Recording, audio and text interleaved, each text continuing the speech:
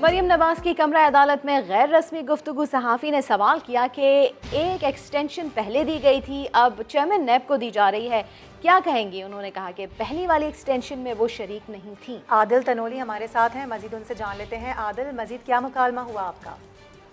अभी देखिए, मरियम नवाज जो है वो इस्लामाबाद हाई कोर्ट पहुंची है और कमरा अदालत में सहाफ़ियों से गैर रस्मी गुफ्तगू में सहाफ़ी की जानिब से सवाल किया है कि आजकल फिर एक्सटेंशन की बात हो रही है। पहले भी एक अदारे के सरबराह को एक्सटेंशन दी गई थी, जिसके जवाब पर मुस्लिम लीग नून की रहनुमा मरियम नवाज ने कहा है कि पहली वाली एक्सटेंशन के गुनाह में शरीक नहीं थी। मुस्लिम लीग तो सहाफ़ी की जानिब से कहा गया कि मुस्लिम लीग नून ने तो वोट किया था उस एक्सटेंशन में, तो मरियम नवाज की जानिब से बताया गया कि मैं उस मुस्लिम लीग में नहीं थी। चेयरमैन नैब की तस्दीक का बाकायदा ऐलान हुआ तो अपना रद्द-ए-अमल दिया जाएगा। हुकूमती पॉलिसी है नैब से अपोजिशन का किरदार निकाल दिया जाए और हुकूमती वज़रा के भाइयों को डाल दिया जाए। हुकूमत का इलेक्ट्रॉनिक वोटिंग की बात करना धांधली का ही सबूत है। मरियम नवाज की जानिब से ये एक्सटेंशन के मामले पर जो सवाल किया गया है उसके जवाब में सहाफ़ियों से गैर रस्मी गुफ्तगू जो इस्लामाबाद हाई कोर्ट के कमरा अदालत में की गई है, मरियम नवाज ने उसमें ये कहा है कि मैं उस मुस्लिम लीग नून का हिस्सा नहीं थी जिसने पहले एक अदारे के सरबराह को एक्सटेंशन दी है। ताहम इसके अलावा मरियम नवाज की जानिब से ये भी कहा गया है कि जिस हुकूमत की बुनियाद ही